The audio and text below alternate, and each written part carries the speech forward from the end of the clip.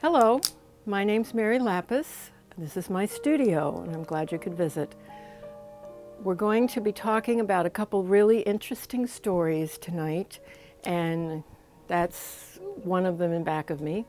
These paintings are the result of a lifetime of painting, but they couldn't have happened without my knowing a young person when he was 5 years old, and that was a long time ago. He was one of my students because although I'd like to say that I've been an artist all my life, I've certainly painted, but I had to make a living, so I became a teacher. And I worked in various places, institutions, schools, private, and I met a lot of children who couldn't speak. And my friend Mark, who you're going to see on film in just a couple of minutes, was 5 years old when I met him, and he couldn't speak, which wasn't a big deal at 5. And I had him in and out of classes through his junior high and high school, and he finally graduated from school, still unable to speak. He and many other children that I became involved with who had the label of autism.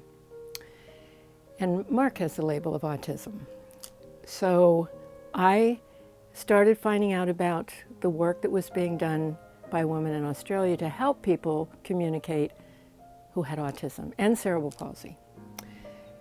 It made sense to me because we always thought these kids, although they couldn't talk, when you looked in their eyes, they made you feel somebody was home, but we had no way to get at it. So Mark went through school, not learning to speak, not having any way to communicate. I went through my teaching career and finally came to retirement when I could do this, a studio. And after years of thinking about it, about advocacy issues that are the things that determine how people's lives turn out, from people who have labels to people who have situations in life, poverty, gender discrimination, racial discrimination, all of those things. From my travels around the world as a painter, I knew it was time to do something with a series of paintings that covered a lot of issues, and they did. First in India, then in Haiti, and then in the United States. And both these paintings back here represent two of the paintings in a series of paintings about problems in the United States. They aren't resident to the United States, but they show up with great frequency. So I started painting with the children. That was a painting that kind of painted itself because I didn't know what I was doing. And then after that painting was finished, I had lunch with my friend Mark from 5 years old. He was now 25 maybe, or 30. And his mom had asked me to evaluate him again because his family felt somebody else was home, not this boy that couldn't speak, but someone else, just waiting for us. And so I learned how to do that with people. I got trained at Syracuse University, and I started with Mark. And lo and behold, he not only had something to say, he had a lifetime of thoughts that he was waiting for us to ask him the questions that we needed to ask him. And the first question I asked him, a really stupid one, was, what would you like for lunch? And I was thinking he was going to point to the selections I gave him, like you do with kids who don't speak. But he was 25 years old, and he typed back, because there was a board at his disposal with the letters, like a regular alphabet board that you find on a typewriter. And he typed out, "Let's go to McDonald's, I'm starving." And I looked at him and I thought, maybe this is just a fluke. But I've learned since it's not. And one of his favorite sayings is, just because I don't speak doesn't mean I don't have something to say.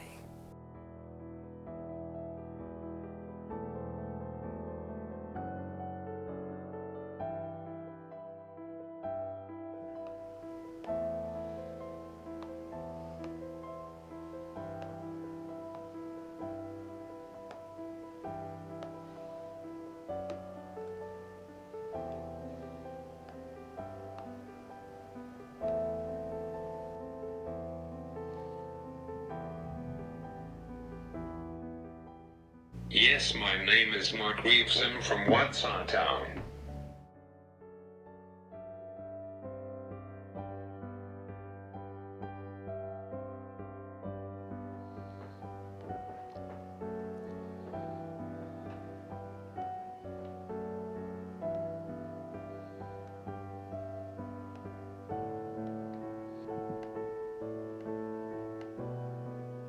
Yes, because people look at me as an invisible person.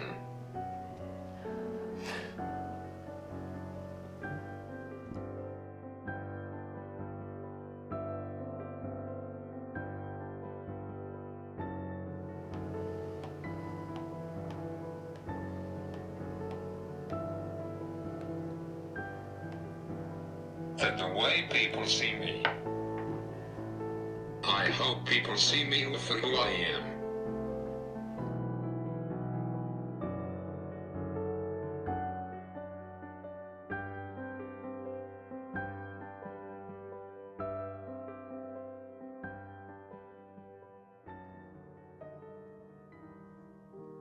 Throughout the time we've spent together, we have been talking about energy and connections for people. Like the people in the show that I painted are all people who had no connections. I thought when I was painting them, I was painting the problem and just giving a face to someone who would be otherwise anonymous. But after reflection and living with these paintings for years, and Mark and I touring the state talking about these paintings and these issues, I've come to the conclusion that it's because people don't have connections. They get marginalized and they kind of slowly disappear and become invisible.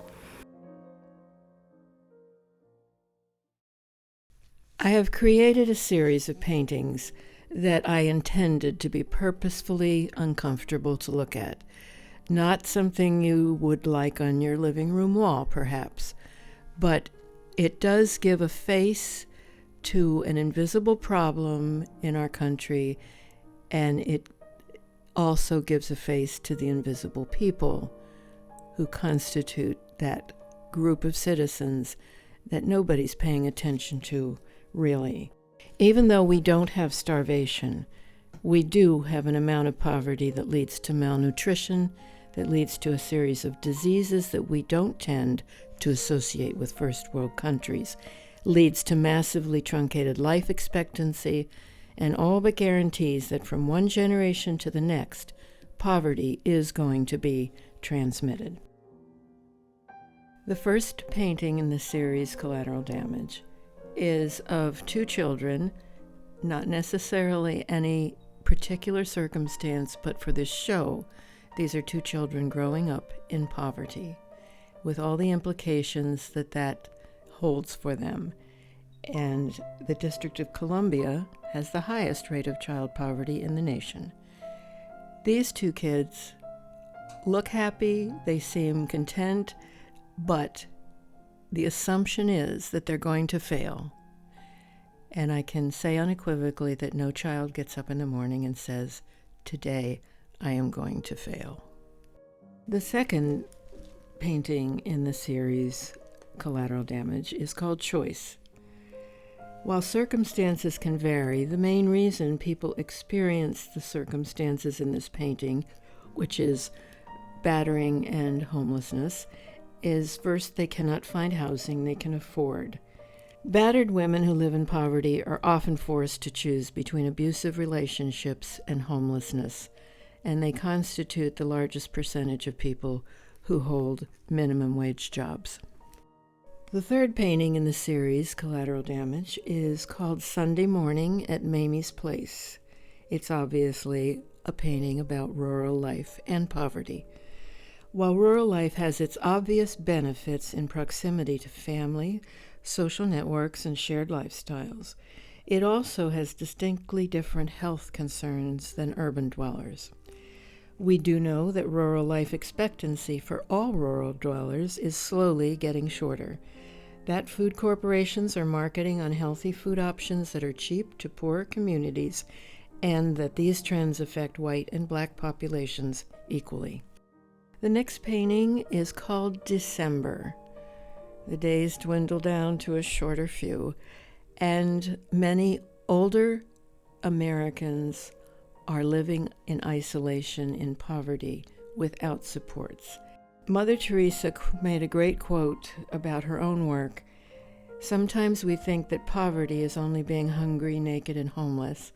The poverty of being unwanted, unloved, and uncared for is the greatest poverty. We need to start in our own homes to remedy this kind of poverty. And Ann Landers kind of gave us a helping hand one night in her column by saying, at 20, we worry about what people think about us. At 40, we don't care what people think about us. And at 60, we realize they haven't been thinking about us at all. The next painting in the series is called The Keepers. These two women became a painting after I read about the statistics of their lives. Nowhere in the United States can be found any other group of citizens who have been as consistently subjected to brutality as American Indian women and African American women. Their capacity to move forward, find a way or path, persist, adapt, and rise above the events that have shaped their lives and the lives of their peoples remind us all of the power for peace and solidarity that women hold. These women are my heroes. They are American heroes. This painting, called The Glass Box, represents a form of slavery in the United States. It is practiced in all states and is a multi-billion-dollar industry. Whenever money changes hands at the expense of another human being's safety, health, dignity, or life, that life becomes a commodity and therefore disposable. The person or being of that person becomes hidden, destroyed, altered, or otherwise compromised. We can't see them because they are hiding in plain sight. They can see us, but cannot contact us for fear of reprisal. Reaching through the glass, as this woman is doing in the painting, is risking everything in the hopes of escaping. There are two paintings from Haiti, which was another part of the Invisible People show. The paintings from Haiti are included because the United States is one of the top 3 countries that import individuals from Haiti to the United States in the human trafficking chain. The first one is of a mother and child, and aside from the fact that we can identify in this country the connection and the concern that mothers have for their children, that's about all that they have in common. People in Western countries cannot envision what life is like for a mother and her child in Haiti. A second painting where Haiti is represented is a young girl sitting at a table. Could be a school, could be a medical clinic. It represents a phenomenon in Haiti which is called restavex, or children who are sold by families to other people to be educated and trained to work in domestic service with the possibility proffered of future employment. The practice is not condoned, but rather tolerated in the culture due to an incredible poverty rate, a ravaged infrastructure from natural disasters, and a cholera epidemic that won't go away. The last painting in the show is called What Dreams May Come, and it was written by a person that I've known all my life, and I don't think he'll have a problem with me saying his name. Mark Reeves, a man of silence. I was that man, but the silence was broken. Not being able to speak is frustrating and makes you want to yell. That lets the frustration out, but it doesn't solve the problem. It was like being in a cold black hole all by myself and being scared. I was definitely not part of the world, but now I am. When I went to school, kids made fun of me. Of course, they labeled me as mentally retarded. Yes, a label, like a can of soup.